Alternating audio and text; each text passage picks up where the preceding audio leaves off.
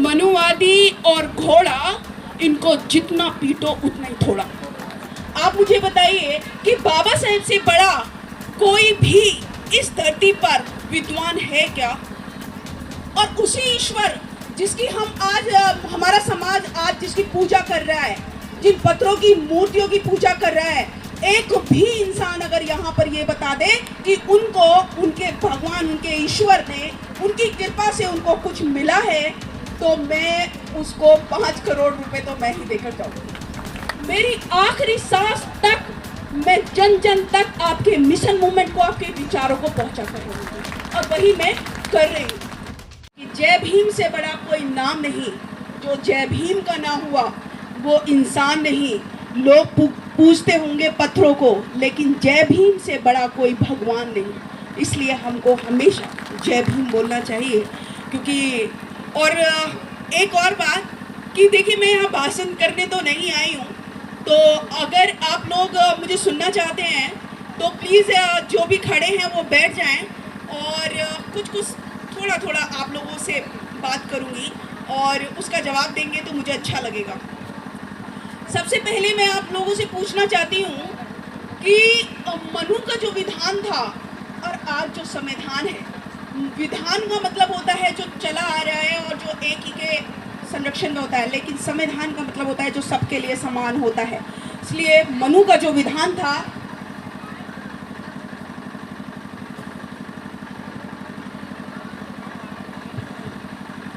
वो था, एक पढ़ेगा एक राज करेगा, एक करे व्यापार, और इन तीनों की सेवा करना शूद्रों का अधिकार। ये था मनु का विधान।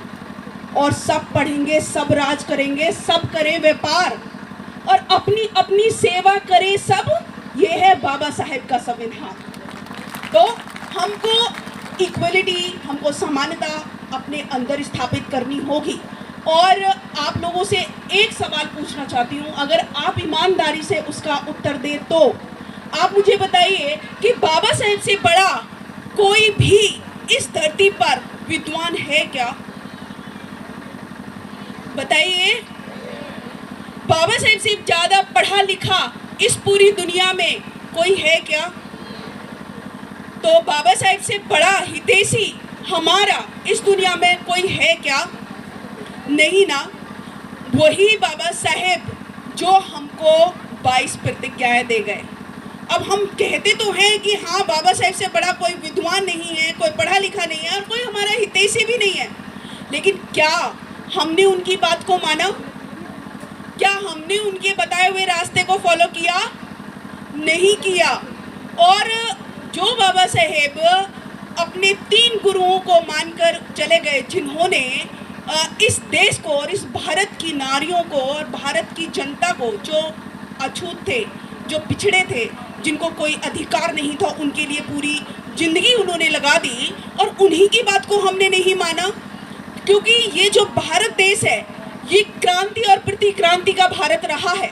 तो सबसे पहले तथागत बुद्ध आए, तथागत बुद्ध ने क्रांति की, धम्म क्रांति, और मनुवादियों का जो राज था वो 100% से घटाकर 2% कर दिया।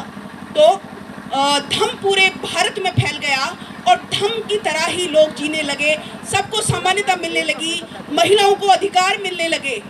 लेकिन मनुवादियों को वो रास नहीं आया, और एक फिर हुआ पुष्प सिंह मित्र, जिसने क्रांति की क्या करी? प्रतिक्रांति की, और उसने बुद्धिज्म को खत्म किया। इस भारत देश से उसने बुद्धिज्म को खत्म किया। फिर आए हमारे साहब कबीर साहब और रविदास जी। उन्होंने भी अंधविश्वास, पाखंडवाद के लिए कड़े आंदोलन किए, और उन्होंने इतनी बड़ी क्रांति की कि उस समय में भी अंधविश्वास और पाखंड से लोगों का विश्वास उठ गया। उन्होंने एक क्रांति की, लेकिन फिर उनके एवज में किसने प्रतिक्रांति की? फिर की ये तुलसीदास ने की। और महिलाओं के लिए, जैसे कि अभी मैंने देखा कि 2 लोगों ने बोला वो दोहा कि शूद्र पशु नारी ये सब तारण के अधिकारी, ढोल गवार शूद्र पशु नारी। लेकिन मैं समझती हूँ कि हमने ये जो मुहावरा है, क्योंकि हमने देखा कि जितने भी पुरुष हैं वो भी मतलब महिलाओं का शोषण करते हैं। और जिन लोगों ने ये नारा दिया, या जिस तुलसीदास ने ये नारा दिया कि ढोल गवार शूद्र पशु नारी ये सब तारण के अधिकारी, तो हमने उस नारे को ही बदल दिया और हमने कहा ढोल गवार मनुवादी और घोड़ा मनुवादी कोई भी हो सकता है। ये जरूरी नहीं कि मनुवादी सर्वनी होंगे, मनुवादी कोई भी हो सकता है। SC ST OBC में से भी मनुवादी हो सकते हैं। मनुवादी का मतलब होता है जो अपने समाज को आगे न ले जाकर पीछे खींचते हैं, जो अपने समाज की हाथ पकड़ने के बजाय टांग खींचते हैं, उनको मनुवादी कहते हैं। तो हमने कहा ढोल गवार मनुवादी और घोड़ा, इनको जितना पीटो उतना ही थोड़ा। ये हमको पीटेंगे, हम इनको पीटेंगे, क्योंकि बाबा साहेब के संविधान ने हमको इतना ताकतवर बना दिया, इतना ताकतवर बना दिया कि आज मनुवादी घबराते हैं महिलाओं के सामने बात करने से। एक समय था जब महिलाओं को ऊपर का तन ढकने की इजाजत नहीं थी। मनुवादियों ने इतना बुरा किया कि महिलाओं को ऊपर का तन ढकने की आजादी नहीं थी। और फिर एक माता आई, नगेनी माता, और फिर आए ज्योतिबा फूले, माता सावित्रीबाई फूले, जिन्होंने कहा कि महिलाओं को भी उतना ही अधिकार मिलना चाहिए जितना कि एक पुरुष को मिलता है। इसीलिए उन्होंने बीड़ा क्या उठाया? उन्होंने बीड़ा उठाया कि जो आज तक महिलाओं का शोषण करते आए हैं, उन्होंने उन सभी कुरीतियों को दूर किया, यानी कि विधवा विवाह भी उन्होंने करवाए, और महिलाओं को जो शिक्षा लेने का अधिकार नहीं था वो शिक्षा उन्होंने दिलवाई, और जिस शिक्षा के बलबूते आज हम यहाँ पर पहुँच पाए। तो हमारा अगर किसी पे हमारे ऊपर जो कर्ज है वो किसका है? हमारे महापुरुषों का। और हमने उन्हीं को भूल गए, हमने उन्हीं को छोड़ दिया, और ऊपर वाला कहते कहते हमारी जवान नहीं थकती। और ऊपर मैं आपको बता देती हूँ कि ऊपर कौन है? ऊपर है दिमाग, क्योंकि अगर किसी का ये खराब है, ऊपर वाला खराब है, तो उसका सब कुछ खराब है, और अगर किसी का ये सही है तो उसका सब कुछ सही है। तो ऊपर कोई नहीं है, ऊपर कोई भी नहीं है। ऊपर अगर कोई है तो वो दिमाग है। लेकिन हमको मनुवादियों ने भ्रमित किया और ऊपर कह दिया कि ऊपर ईश्वर है, और उसी ईश्वर जिसकी हम आज हमारा समाज आज जिसकी पूजा कर रहा है, जिन पत्थरों की मूर्तियों की पूजा कर रहा है, एक भी इंसान अगर यहाँ पर ये बता दे कि उनको उनके भगवान, उनके ईश्वर ने, उनकी कृपा से उनको कुछ मिला है, तो मैं उसको 5 करोड़ रुपए तो मैं ही देकर जाऊंगी। मैं कोई भी साबित कर दे कि आज भगवान की कृपा से मुझे ये मिल गया, तो मैं कहती हूँ कि मैं उसको इनाम जरूर दूंगी। लेकिन कोई भी ऐसा नहीं है, क्योंकि आज से अगर हम बहुत दूर की बात मैं नहीं करती, लेकिन आज से अगर हम 95 साल पहले की बात करें, यानी कि 1932 से पहले की अगर हम बात करें, तो किसी को भी मतलब शूद्र जाति में किसी को भी पढ़ने नहीं दिया गया, किसी को भी महिलाओं को आगे नहीं आने दिया गया। वो तो शुक्र है कि बाबा साहेब ने हमारे लिए काम किया, और 1932 में गोलमेज सम्मेलन से लंदन से दहाड़ कर हमारे लिए अधिकार ले आए, और अंग्रेजों से भी उन्होंने एक एक करके हमको अधिकार दिलवाए। नहीं तो हमको तो जीने का भी अधिकार नहीं था। आज जिनको हम भूल गए, अगर हमको याद ना हो, तो उन्हीं लोगों ने जिनकी हम पूजा कर रहे हैं, हमें होते ही मार दिया जाता था, और हमारे गले में अफीम चिपका कर हमको गड्ढे में दूध भरकर उसमें डुबो दिया जाता था। जीने तक का अधिकार नहीं था। लेकिन बाबा साहेब आए और हमारे लिए इतना काम करके चले गए कि आज हम ऐसे ऐसे मंचों पर बैठकर दहाड़ रहे। क्योंकि बाबा साहेब कहते हैं कि शिक्षा वो शेरनी का दूध है जो पिएगा वही दहाड़ेगा। तो बाबा साहेब ने, माता सावित्रीबाई फूले जी ने और ज्योतिबा फूले जी ने हमारे लिए शिक्षा के द्वार खोले, और मैं ये समझती हूँ कि शिक्षा से बड़ा अधिकार और कोई हो नहीं सकता। अगर शिक्षा है, क्योंकि शिक्षा सवालों को जन्म देती है, और अगर आप शिक्षित हो जाओगे तो आप अपने आप को इतना स्ट्रांग पाओगे कि आपके सामने कोई नहीं टिक पाएगा। लेकिन उसमें भी दो शर्तें हैं, क्योंकि शिक्षा लेना, शिक्षा जो लेते हैं वो केवल किताबी शिक्षा नहीं होती। शिक्षा दो तरीके की होती है, एक एकेडमिक और एक मॉरल, यानी कि एक किताबी शिक्षा और एक नैतिक शिक्षा। लेकिन आज आप देखोगे कि मनुवादियों ने सीबीएसई के सिलेबस से और आईसीएसई के सिलेबस से क्या हटा दिया?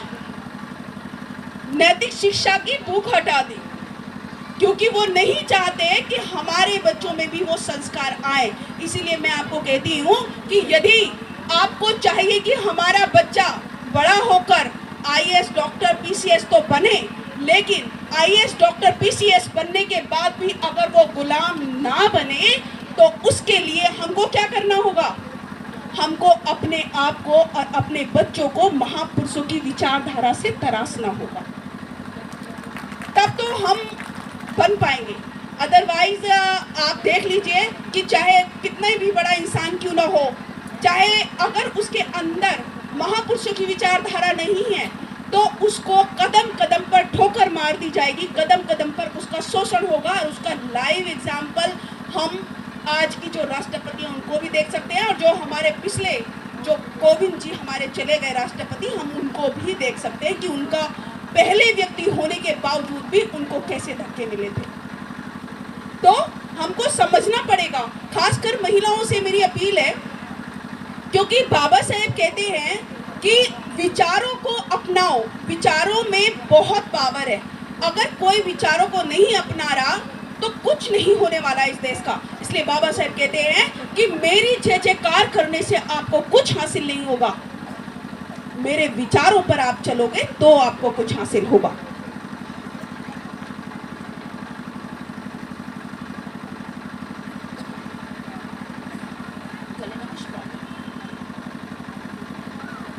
तो 1942 की अगर मैं बात करूं, क्योंकि बाबा साहेब ने 1913 में जब पहली बार अमेरिका गए तो उन्होंने एक कसम उठाई वहां की महिलाओं को देखकर कि यहाँ की महिलाओं तो इतनी आज़ाद है, पुरुषों के कंधे से कंधा मिलाकर चल रही है, और मेरे भारत की महिलाओं को बिल्कुल एकदम गुलाम बनाकर रखा हुआ है। उनको ना संपत्ति रखने का अधिकार है, ना उनको बाहर निकलने का अधिकार है, ना उनका विधवा विवाह नहीं कर सकते, और छोटी सी लड़की का विवाह, यानी 15 साल की या 9 साल की लड़की का विवाह किससे कर देंगे?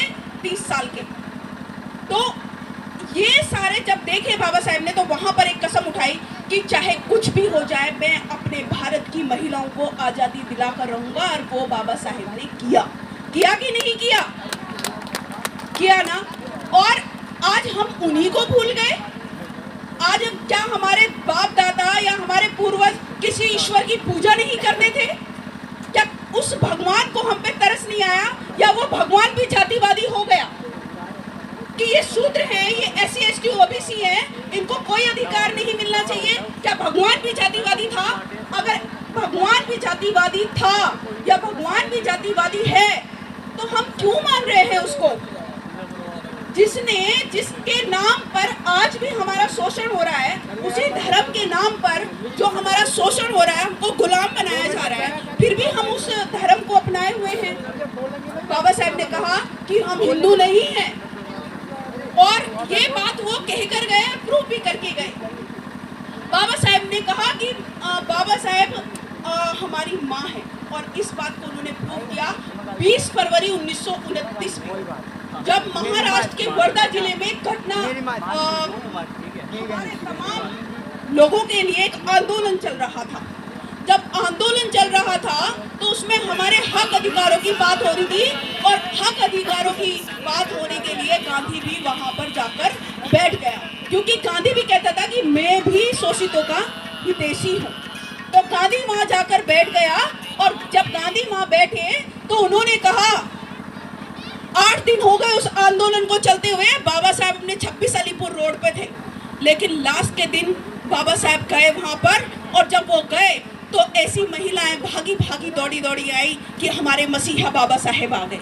हमारे मसीहा बाबा साहेब आ गए, क्योंकि बाबा साहेब उस वक्त तक हमको अधिकार दिला चुके थे और जो काला कानून था मनुस्मृति उसको 25 दिसंबर 1927 को जला चुके थे।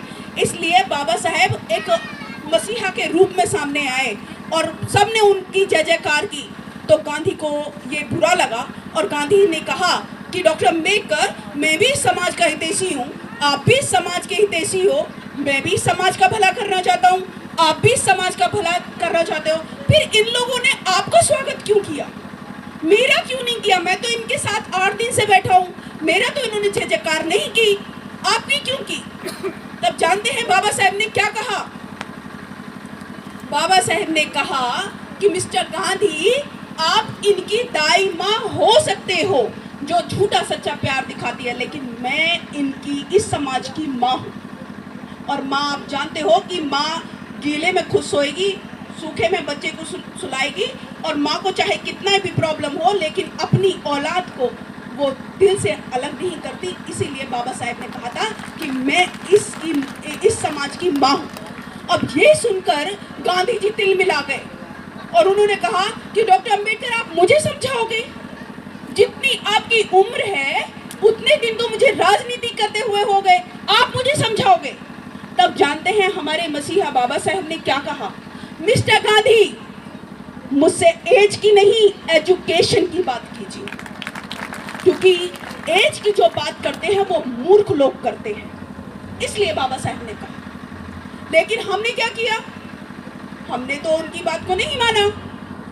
बाबा साहब रोते चले गए। उन्होंने कितनी बार रोए, बहुत बार रोए वो। लेकिन एक दिन था जब वो हंसे, जब वो खुश थे, और वो जानते हैं कौन सा दिन था? वो था 25 जनवरी 1950। 25 जनवरी 1950 को बाबा साहब बड़े खुश थे, और जब वो वापस आए और आकर अपने कमरे में 26 अलीपुर रोड पे वो वायलिन बजा रहे थे, बड़े खुश थे। लेकिन उनके साथ जो उनके वो थे नौकर चाकर, वो सब उनको चुपके से देख रहे थे कि आज तक बाबा साहब दुखी होते रहे, रोते रहे, लेकिन आज ऐसा क्या हो गया कि बाबा साहब इतने खुश हैं? तो नानक चंद्रत्तू भी उनको देख रहे थे, और जब नानक चंद्रत्तू उनके पास गए, आधे घंटे उनको रुका नहीं गया, और आधे घंटे में जब बाबा साहब के पास पहुंचे तो बाबा साहब से कहा कि बाबा साहब, आप आज तक इतने दुखी थे, सब कुछ आपने किया, लेकिन फिर भी आप दुखी हैं। आज ऐसा क्या हो गया कि आज आप इतने खुश हैं? तो बाबा साहब ने कहा कि नानक, कल से मेरा बनाया हुआ संविधान लागू हो जाएगा। और फिर नानक ने कहा कि आप ये तो कह रहे हो कि कल से आपका बनाया हुआ संविधान लागू हो जाएगा, लेकिन इसमें हमारे समाज का क्या भला है? इसमें हमारे समाज को क्या मिल जाएगा? तो बाबा साहब ने कहा कि मैं एक बात कह रहा हूं कि नानक, कल से इस देश में जितनी व्यवस्थाएं चल रही हैं वो सब जीरो हो जाएंगी, और अब कोई भी राजा रानी के पेट से जन्म नहीं लेगा। अब हर कोई राजा बन सकता है, ये बाबा साहब ने कहा। और बाबा साहब इसीलिए खुश थे क्योंकि वो जो सारी रजवाड़े थे, जो राजाएं थे, वो जो सब था, वो क्या हो गया था? जितने भी धर्म ग्रंथ थे, बाबा साहब ने अपने आर्टिकल नंबर 13 में उनको क्या कर दिया?